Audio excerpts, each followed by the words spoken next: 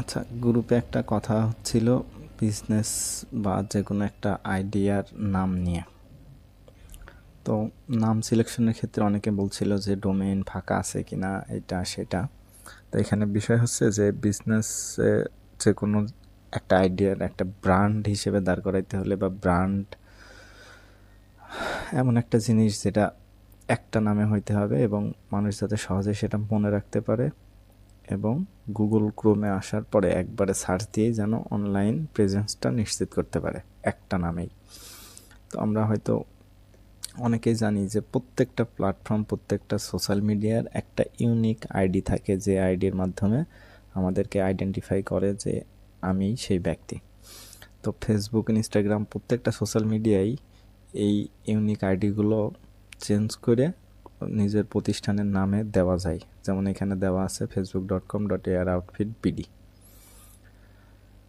এমনকি ডোমেইনের সাথে মিল রেখে এই নামকরণটা করলে একটু সুন্দর দেখা যায়। এটা না হইলেও যে আহামরি খুব একটা সমস্যা হয় বিষয়টা এরকম না, তবে থাকলে ভালো হয়, একটু সুন্দর দেখা যায়। তো এইটা এইভাবে এডিট করা, এইটা এই লিঙ্কটা এডিট করব কিভাবে? প্রথমে আমাদের আইডি বা পেজে ঢুকবো। ঢোকার পরে সেটিং থেকে পেজ সেটআপ থেকে নেমে যাওয়ার পরে এই যে এখানে এটা অলরেডি এডিট করা আছে, যার কারণে দেখাচ্ছে। এই যে কোনো নাম দেওয়ার পরে আর যে কোনো নাম বলতে আপনার যেটা আইডিয়া করছেন, যে নামটা চুজ করছেন, এখানে এই নামটা বসাবেন। এরপরে যদি এই ব্লু টিকটা আসে তাহলে সেটা ফাঁকা আছে, আর না থাকলে নাই। মানে চেঞ্জ করার অপশনটা এখান থেকে দেখলাম আর কি। তো এটা ফাঁকা আছে কি না, সবগুলো সোশ্যাল মিডিয়া তো আলাদা আলাদা করে চেক দেওয়া সম্ভব না। তো সেক্ষেত্রে আমরা একটা টুলস ইউজ করতে পারি, সেটা হচ্ছে namecheck.com। এখানে এসে আপনি যে কোনো কিছু একটা র্যান্ডমলি নীল আশিক সার্চ দিলাম। সার্চ দেওয়ার পর দেখতে পাচ্ছি যে নীলাশিক.com ডোমেইন অলরেডি টোকেন, মানে ডোমেইন ফাঁকা নাই। ফেসবুকও ফাঁকা নাই, টুইটার, লিঙ্কডইন, ইনস্টাগ্রাম কোনো কিছুই ফাঁকা নাই। তা আমরা বিজনেসের নাম যেটা চুজ করব সেটা এখানে এসে আমরা একটু টেস্ট করে নেব যে আসলে এটার ইউজার নেম ফাঁকা আছে কিনা। আর ইউজার নেম হচ্ছে এই যে এইটা। এখন এইটা দিয়ে যদি আপনি ফেসবুকে সার্চ দেন তাহলে আপনার পেজ পাইতে খুব বেশি সমস্যা হবে না। ক্রমে একবারে একটা নাম লিখে সার্চ দিলাম, নীল আশিক। ইউটিউব চ্যানেল আসছে, পিন্টারেস্ট আসছে, ফেসবুক আসছে, ইনস্টাগ্রাম আসছে, লিঙ্কডইন প্রোফাইল আসছে।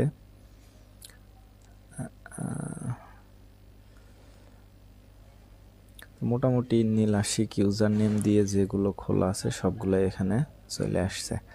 আর এইটা যদি একটা বিজনেসের নাম হয়, এল নীল ASHIK নীল আশিক লিখে সার্চ দিলাম, এখানে এই যে জেএমবি চলে আসছে পুরোটাই।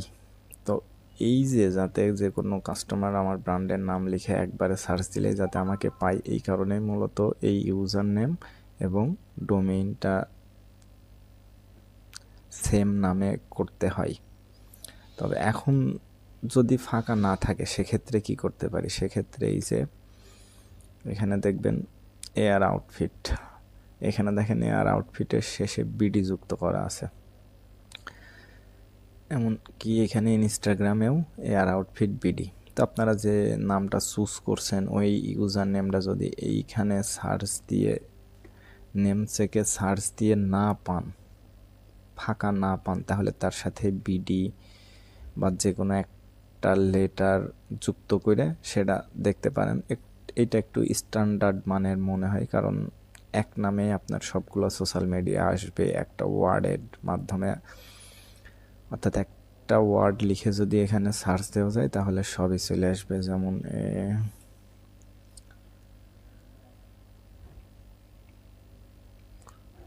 আড়ং, আড়ং লিখে সার্চ দিলাম, আড়ংয়ের ওয়েবসাইট আসছে,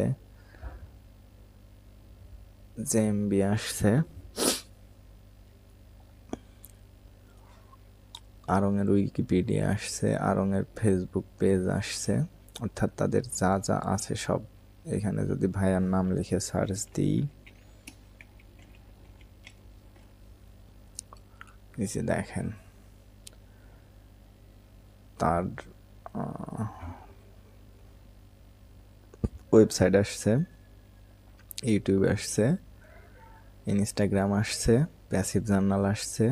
মানে তার এই কিওয়ার্ড বা এই যে ব্র্যান্ডিং যে নামটা, এই একটা নামের উপর ভিত্তি করে জাস্ট লিখে সার্চ দিলে ওনার A to Z সবই চলে আসতেছে। তো কাস্টমারের ট্রাস্ট গেইন করার জন্য এটা অনেক পজিটিভ একটা দিক।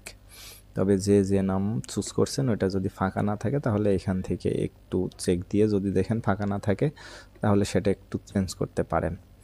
আর ইনস্টাগ্রামের ক্ষেত্রে এডিট সেটিং অ্যান্ড প্রাইভেসি,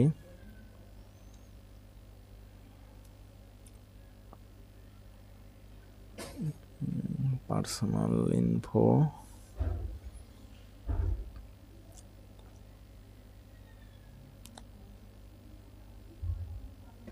যাই হোক এই যে নেম আর ইউজার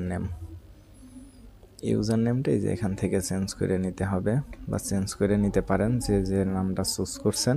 ফেসবুকের ক্ষেত্রে মেবি নতুন অবস্থায় হয়তো কোনো শর্ত জুড়ে দিতে পারে, আবার নাও জুড়ে দিতে পারে। তো এইভাবে ইউজার নেমগুলো চেঞ্জ করে নেবেন যাতে এই নাম দিয়ে সার্চ দিলে অন্য কারোর কোনো পেজ না আসে। যেমন এখানে যদি এয়ার আউটফিট থেকে বের হয়ে আমি আমার মেইন প্রোফাইলে যাই,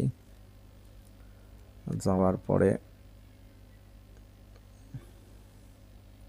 জাস্ট সার্চ অপশনে লিখলাম এয়ার আউটফিট বিডি,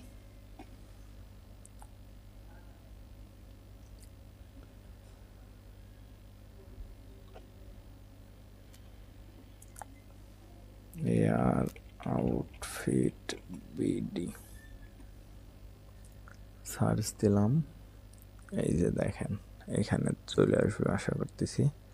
এই যে দেখেন এয়ার আউটফিট চলে আসছে, দেখছেন একটা নাম দিয়ে সমস্ত কিছু। এখানে যদি পেজের ভেতরে একটু ঢোকায় দেখায় আপনাদের, তাহলে আপনি যখন কোথাও শেয়ার করবেন এটা শেয়ার করার ক্ষেত্রে অনেক পজিটিভ একটা দিক নিয়ে আসে। দেখেন instagram.com air outfit BD, twitter.com air outfit BD, আপনার সমস্ত কিছু একটা নামেই পরিচিত আছে এমন কিছু। তো এই কারণে নামটা একটু গুরুত্বপূর্ণ। তো একটু চিন্তা ভাবনা করে দেখেন যেগুলো ফাঁকা আছে সেগুলো নেবেন। আর অনেকের ক্ষেত্রে দেখা যায় যে ডোমেইনে এই .com ফাঁকা নাই, তো সেক্ষেত্রে .net, কিছু কিছু আছে .xyz, এগুলো মোটামুটি অনেকেই ব্যবহার করে। অর্থাৎ আপনাকে যে .comই খুঁজতে হবে এরকম না। দেখা যাচ্ছে আপনি একটা নাম চুজ করছেন বিজনেসের নীল আশিক, তো এখানে তো .com ডোমেইন ফাঁকা নেই, তো আপনি নীলাশিক.net এটা ইউজ করতে পারবেন। ডোমেইনের ক্ষেত্রেও খুব বেশি ফাঁকা নেই, তবে একটা ব্র্যান্ডকে সুন্দরভাবে উপস্থাপন করার জন্য আমার মনে হয় সব দিক থেকেই একটু স্বচ্ছতা রাখা